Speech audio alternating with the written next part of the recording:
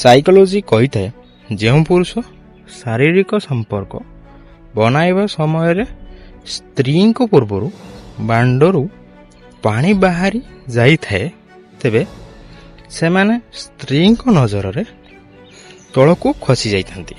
କିନ୍ତୁ ସଚ୍ଚା ପ୍ରେମ କରୁଥିବା ସ୍ତ୍ରୀ ଏହି ସବୁକୁ ଧ୍ୟାନ ଦେଇ ନଥାନ୍ତି ଓ ତାଙ୍କୁ ସମ୍ମାନ ଭରା ନଜରରେ ଦେଖିଥାନ୍ତି। ସାଇକୋଲୋଜି କହିଥାଏ ସେକ୍ସ କରିବା ସମୟରେ ଯଦି କୌଣସି ମହିଳା ଧରିବାକୁ ଲାଗନ୍ତି ତେବେ ବୁଝିଯାଆନ୍ତୁ କି ଆପଣ ଯେମିତି ଗେହୁଛନ୍ତି ଗେହିବାଟା ପୁରା ଜୋର ମାତ୍ରାରେ ହେଉଛି।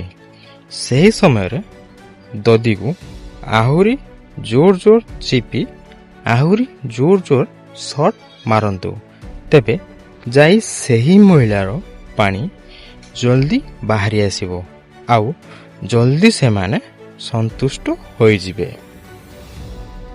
ସାଇକୋଲୋଜି କହିଥାଏ ଯେଉଁ ପୁରୁଷ ନିଜ ମହିଳା ସାଥୀ ସହିତ ସପ୍ତାହରେ କମ୍ ସେ କମ୍ ଗୋଟେ ଥର ସେକ୍ସ କରିଥାଏ ତେବେ ତାଙ୍କର ହୃଦୟଜନିତ ରୋଗ 30%, ଷ୍ଟ୍ରୋକ୍ 50% ଓ ଡାଇବେଟିସ୍ 40% ପର୍ଯ୍ୟନ୍ତ କମ୍ ହୋଇ ଯାଇଥାଏ।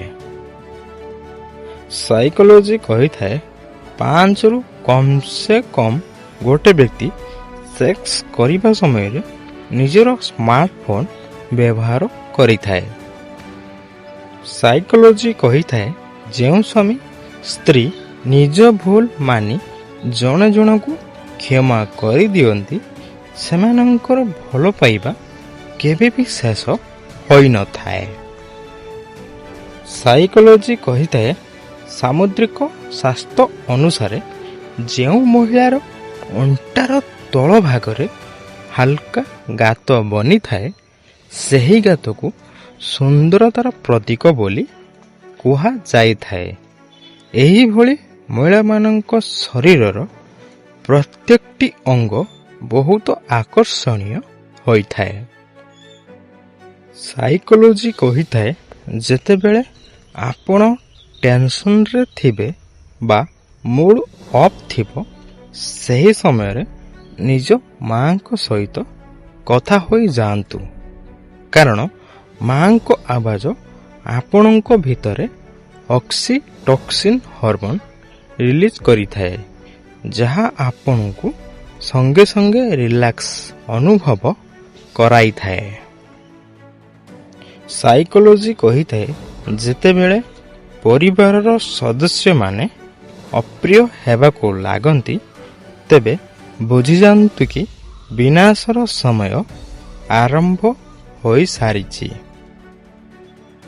ସାଇକୋଲୋଜି କହିଥାଏ ଯଦି କୌଣସି ବ୍ୟକ୍ତି ଛୋଟ ଛୋଟ କଥାରେ ଅଧିକ ହସିଥାଏ ତେବେ ସେହି ବ୍ୟକ୍ତି ଭିତରେ ନିଜକୁ ବହୁତ ଏକୁଟିଆ ଫିଲ୍ କରିଥାଏ। ସାଇକୋଲୋଜି କହିଥାଏ ଆମେ ଯେଉଁ ଗୀତ ଶୁଣିଥାଉ ମୁଖ୍ୟତଃ ଆମେ ନିଜ ଜୀବନକୁ ସେହିଭଳି ନଜରରେ ଦେଖିଥାଉ।